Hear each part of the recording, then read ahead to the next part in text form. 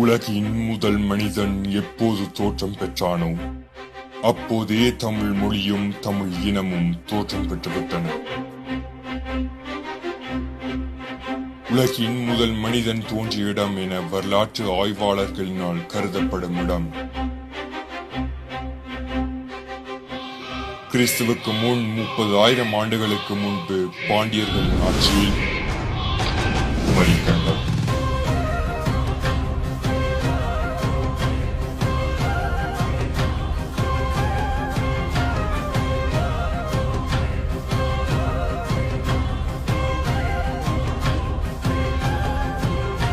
நாற்பத்தி 49 நாடுகளையும் பளிரு குமரி போன்ற வளமிக்க ஆறுகளையும் குமரிமலை மணிமலை போன்ற மலைகளையும் தென்மதுரை கபாடபுரம் செழிப்பான நகரங்களையும் கொண்டு மாபெரும் சாம்ராஜ்யமாக இந்த உலகின் மிக பெரிய தமிழ் கண்டம் இன்று கடலுக்கடியில் அமைதியாக உறங்கிக் கொண்டிருக்கும் உண்மை நம் எத்தனை பேருக்கு தெரியும்?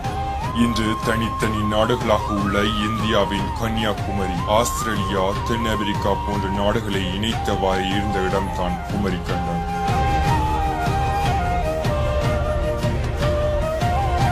$9,990 வருடங்கள் தொடர்ந்து 3 தமிழ் சங்கங்கள் நடைபெற்ற கண்டம். பரிபாடல், பேரதிகாரம், களரிவிரை அகத்தியம், தொல்காப்பியம், பூத புராணம், அகநானூறு, புறநானூறு, நாலடியார், திருக்குறள் போன்ற நூல்கள் இயற்றப்பட்ட கண்டம் பிற்காலத்தில் ஏற்பட்ட கடல் கோளினால் முற்றாக அழிந்து போனது.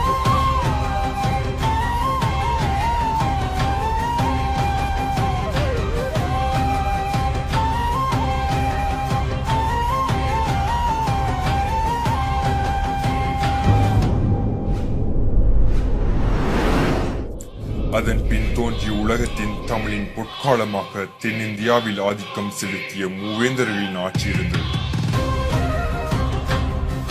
இவர்களில் சோழர்களின் ஆதிக்கம்,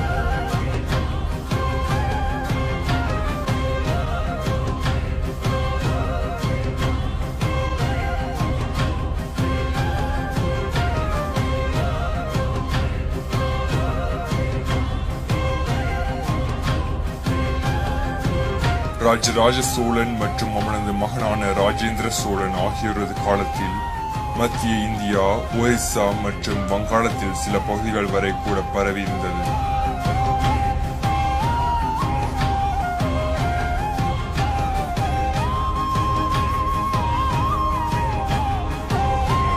அத்தோடு நின்று விடாமல் கடல் கடந்து சென்று இலங்கை, அந்தமான் மற்றும் நிக்கோபார் தீவுகள், லட்சத்தீவுகள், Sumatra, Java, Malaya, Cambodia, Vietnam ஆகிய நாடுகளை கைப்பற்றியதோடு தமிழரின் கலை தாக்கத்தையும் தனித்தான்.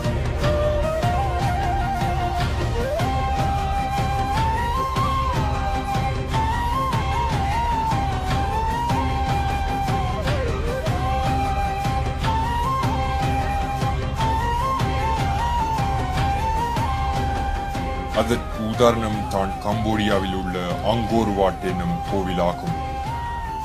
திரும்பிய திசையெல்லாம் சிற்பங்களை வடித்துள்ளனர். இந்த கோவிலின் ஒரு பக்க சுற்றுச்சுவரே 3.6 கிலோமீட்டர்கள். இன்றைக்குள்ள தொழில்நுட்பத்தை பயன்படுத்தி இவ்வாறான கோயில்கள் கட்டுவதற்கு 300 வருடங்கள் ஆகும் என தற்போதைய பொறியியல் நிபுணர்கள் கூறுகின்றனர். தமிழரின் மற்றும் ஒரு கட்டிடக்கலைக்கு எடுத்துக்காட்டு தஞ்சையில் உள்ள பிரகேஸ்வரர் கோயிலாகும். தஞ்சாவூர் பெருவுடையார் கோயிலுக்கு சிறப்பம்சமாக பல உண்டு. 2 அல்லது 3 தளங்களை மட்டுமே கொண்டு கோயில்கள் கட்டப்பட்டு வந்த காலத்தில் கற்களே கிடைக்காத காவிரி சமவெளி பகுதியில் 15 தளங்கள் கொண்ட சுமார் 60 மீட்டர் உயரமான ஒரு கற்கோயிலை ராஜராஜன் எழுப்பியது என்பது மாபெரும் சாதனை. அது மட்டுமன்றி கல்வெட்டுக்கள், சிற்பங்கள், ஓவியங்கள், வழிபாட்டுக்கு செப்பு திருமணிகள் என்று பல புதிய அம்சங்களையும் இத்திருக்கோயிலை புகுத்தி கோயில் மற்றும் கலை ஒரு புரட்சியை ஏற்படுத்திய சோழர்களுக்கு நிகர் வேறு எவரும் இல்லை. இவ்வேறு கட்டிடக்கலையும் தமிழர் செய்த அதிசயம் என்றே கூறலாம். உணவையே மருந்தாக உட்கொண்டான் ஆதி தமிழன். பல சித்தர்கள் காடு மேடு எல்லாம் அலைந்து திரிந்து தன்னுடைய சித்தின் மூலம் உணர்ந்த அரிய பழைய பொக்கிஷங்களை சித்த மருத்துவமாய் பல 100 தலைமுறைகளும் வகையில் எந்த விதமான பின்விளைவுகளையும் உடலுக்கு ஏற்படுத்தாமல் நோய்களை குணப்படுத்தும் சித்த மருத்துவமாய் உலகுக்கு அளித்தனர். இந்த அவசர உலகில் நாம் எல்லாம் உடனடி தீர்வை நாடி உடலுக்கு வேண்டப்படாத ரசாயன பொருட்களை உடலுக்கு செலுத்தி தீர்க்க முடியாத பின்விளைவுகளை நமக்கு நாமே திட்டத்தின் மூலம் விலை கொடுத்து வாங்குகின்றோம்.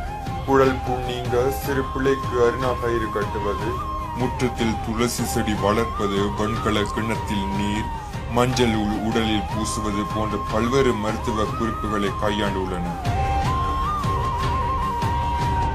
கோல் உதவி இல்லை, தொலைக்காட்சிகளின் துணையும் இல்லை. ஆனாலும் 12 மாதங்கள் கால நீடிப்பினை அறுதிட்டு கூறியுள்ளனர் நம் பண்டைய தமிழர். 16ஆம் நூற்றாண்டில் வாழ்ந்த ஐரோப்பிய விஞ்ஞானியான நிக்லாஸ் கோப்பர்னிக்கஸ் சூரிய மைய மாதிரி கொள்கையினை முன்வைத்தார். ஆனால் அதற்கு பல ஆயிரம் வருடங்களுக்கு முன் இந்து கோவில்களின் சூரிய மையமாக வைத்து நவக்கிரக வழிபாடுகள் நடைபெற்றன. ஆதி காலத்தில் கோவிலை விட பெரிய கட்டிடங்கள் இருக்காத காரணம் கோவில் கோபுரத்தின் மேல் உள்ள கலசங்கள் தான். இவைதான் அக்காலத்தில் இடித்தாங்கிகளாக இருந்தன. இது கோவிலை சுற்றியுள்ள 75 கிலோமீட்டர் வரை இடி தாக்காமல் காக்கும். பல கோடி செலவு செய்து 8 ஆண்டுகளாக ஆராய்ச்சி செய்து சிதம்பரம் நடராஜர் கால் பெருவிலையில் தான் மொத்த பூமியின் காந்த மையப்புள்ளி இருப்பதாக உலக நாடுகள் கண்டுபிடித்துள்ளன. தமிழரின் உலகம், மொழி, பிறப்பும் வாழ்வும், உளவு, உடை, உணவு, உடல் அறிவியல், தமிழர் மருத்துவம், இலக்கியம், நுண்கலை, தமிழிசை, ஆடல் கலை, அணிகலன், தாவரவியல், தமிழர் அளவைகள், கடல் நாகரிகம், கட்டடக்கலை, மண்ணியல், வானவியல், விளையாட்டு போன்ற துறைகள் பல புரட்சியை ஏற்படுத்தினான் ஆதித்தமிழர்.